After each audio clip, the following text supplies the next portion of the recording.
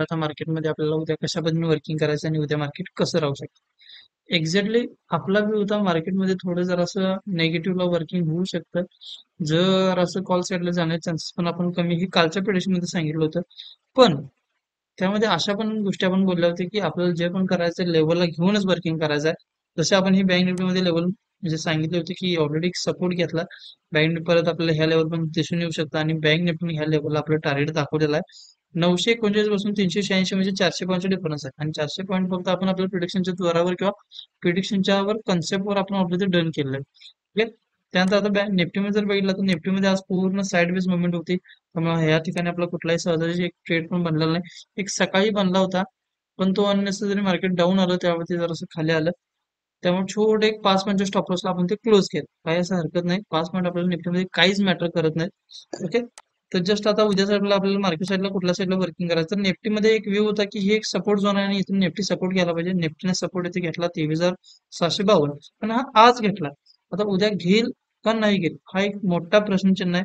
कारण आता तुम्ही जर न्यूज चॅनल बघत असाल किंवा बघितला असाल तर जे आता जे व्हायरस आहे ह्या व्हायरसचा इफेक्ट आपल्या भारतामध्ये बऱ्याच प्रमाणात आता होत आहे, पसरत पण आहे आणि त्याचा म्हणजे त्या अनुषंगानं मार्केट क्रॅश होईल किंवा परत जरासं वरती अप साईडला मुवमेंट होईल हे आपल्याला काहीच कल्पना नाही. कारण आज जे गॅप अप झालं हे अननेसेसरी होतं. कुणालाही कल्पना नव्हती. कारण बऱ्याच जण काय केलं असणार की काल मार्केट पडलं म्हणजे उद्या पण पडलं ह्या हिशोबाने बऱ्याच जणांनी पोझिशन होल्ड ठेवला असेल आणि त्यांचा स्टॉप लॉस हंट करण्यासाठी मार्केटने गॅप अप ही केला असेल आणि आज बऱ्याच जणांनी काय केलं असेल की उद्या पण गॅप अप करून ठेवला असेल आणि उद्या पण गॅप डाऊन होऊ शकतं. म्हणजे मार्केट एक तर सगळ्यांचा स्टॉप लॉस हिट करायचा प्रयत्न करत आणि स्टॉप लॉस हिट करून मग त्या डायरेक्शनला जायचा प्रयत्न करत आहे. त्यामुळे कधीही ह्या आठवड्यात तरी पोझिशन होल्ड ठेवायचा प्रयत्न करू नका. जेवढं जपता येईल तेवढं जपा. आजच घ्या आणि आजच विका. ह्या गोष्टीवर फोकस करा. निफ्टी बँक निफ्टीमध्ये आता ऑलरेडी मुवमेंट नाही. तुम्हाला मी आधीपासूनही सांगितलेलं आहे. तुम्हाला जर कन्वर्ट व्हायचं असेल तर तुम्ही गोल्डला कन्वर्ट व्हा. गोल्डमध्ये तुम्हाला चांगला मुवमेंट दिसून येतील. तुम्ही विचारही करू शकत नाही की असं तुम्हाला मुवमेंट होतील किंवा असं तुम्हाला बेनिफिट होतील. तुम्ही ऑलरेडी आपल्या जर इंस्टाच्या पेजला जर जॉईन असाल तर तुम्ही ते बघत असाल की कशा पद्धतीने प्रॉफिट होतं. आता इथे बघा एकच झोन आपण ड्रॉ केलाय काय अशा वेगळ्या मुद्दे जे वेगळ्या क्युरियन आहेत.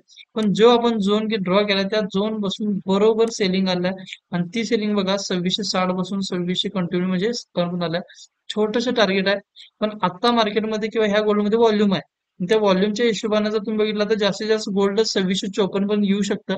आता ही लेवल आपण ऑलरेडी 3 ते 4 दिवसाच्या मागे दिलेलं आहे. सॉरी 2 दिवसाच्या मागे दिलेलं आहे. म्हणजे काल संध्याकाळी किंवा काल रात्रीच आपण ही लेवल ड्रॉ करून मार्केट म्हणजे आपल्या ग्रुपला पाठवलं. जर तुम्ही जॉईन असाल किंवा नसाल तर आपल्या इन्स्टाच्या पेजला गेला आणि तुम्हाला फोरेक्स एक ग्रुप दिसून जाईल. त्या फोरेक्स ग्रुपला जॉईन करा. आपलं तिथे अनालिसिस येतं.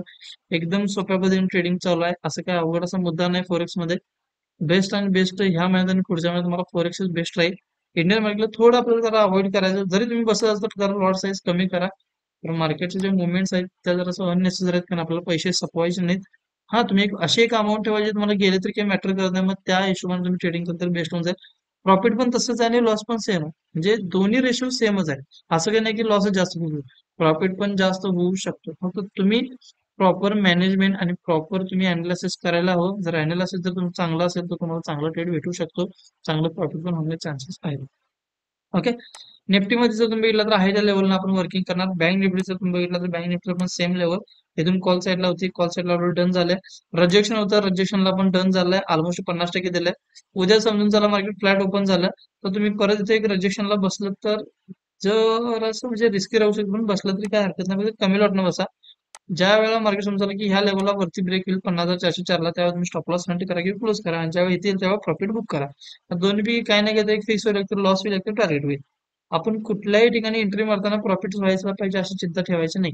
एक तर लॉस आणि प्रॉफिट ह्या दोन्ही गोष्टी ऍक्सेप्ट करून मार्केटमध्ये इन्व्हॉल्व झाल्या तर तुम्हाला चांगले पैसे मिळू शकतात. ओके. तुम्हाला 50,530 वरती एकदम बेस्ट कॉल साईडला मुवमेंट आहे आणि 49,728 खाली डाऊनला एक बेस्ट मुवमेंट आहे. दोन्ही पण बेस्ट मुवमेंट आहेत. कुठल्या लेवलला जातो आपल्याला फक्त जस्ट बघायचं आहे आणि तिथं आपल्याला एंट्री मारायची आहे. ऑलरेडी आपल्या कॉल साईडच्या आणि पुट साईडच्या दोन्ही पण लेवल तयार आहेत. फक्त त्या लेवलला तुम्हाला फॉलो करायचं आहे, बाकी काही नाही. ओके. आणि स्टॉक जर तुम्ही बघितला तर आपण जो स्टॉक्स आता जर बघितला असेल तर बऱ्यापैकी जरा स्टॉक्स मध्ये एक व्हॉल्यूम हवा तसा दिसत नाही. ऑलरेडी टाटा मोटरमध्ये व्हॉल्यूम होता. टाटा मोटरनं वर्किंग केलं पण टाटा मोटरने फॉल दाखवून वर्किंग केलं. त्यामुळे आपण यात काही करू शकत नाही. आपला जो बाईंग झोन होता तो 778 मी इथे बाईंग झोन असा ड्रॉ केला होता. तुम्ही बघितला असाल किंवा तुम्ही जर आपलं प्रिडिक्शन बघितलं असाल तर तुम्ही 100% वर्किंग म्हणजे बघितलाच असाल. तर बाईंग झोन जो आपला होता तो हा होता आणि हा बाईंग झोनला परफेक्ट बाईंग होऊन ऑलमोस्ट 10 पॉईंट पण गेला. पण अननेसेसरी फॉल आला. फॉल म्हणजे मार्केट डाऊन आलं म्हणजे फॉल. परत मार्केटनं बाईंग झोनला रिस्पेक्ट देऊन प्रॉपररित्या म्हणजे 796 पण गेलं. आता याच्यावरती किती जाईल किंवा काय जाईल हे आपल्याला कल्पना नाही. पण आपण काही इथं बसलेलो नाही. पण उद्यासाठी आपण बेस्ट स्टॉक शोधूया. आणि उद्या तुम्हाला लाईव्ह मार्केटमध्ये तुम्हाला बेस्ट स्टॉक सांगेन मी. आता तर आपल्याकडे बेस्ट स्टॉक कुठला नाही. पण उद्याचा व्हॉल्यूम कसा आहे आपण बघणार सकाळी. आणि जर व्हॉल्यूम बाहेरचा जर असेल तर आपण स्टॉक्स घेऊ शकतो. कारण आपल्याला स्विंग ट्रेडिंगसाठी बाईंगचे स्टॉक्स पाहिजे. सेलिंगचा आपण स्टॉक जास्त बघत नाही. जे पण आहे बाईंग साईडलाच वर्किंग आपण करतो. ओके. अशाच प्रिडिक्शनसाठी आपल्या पेजला फॉलो करा, सबस्क्राईब करा, बेल आयकॉनला क्लिक करा, जेणेकरून आपलं प्रिडिक्शन आल्या आल्या तुम्हाला समजून जाईल. ओके. थँक्यू.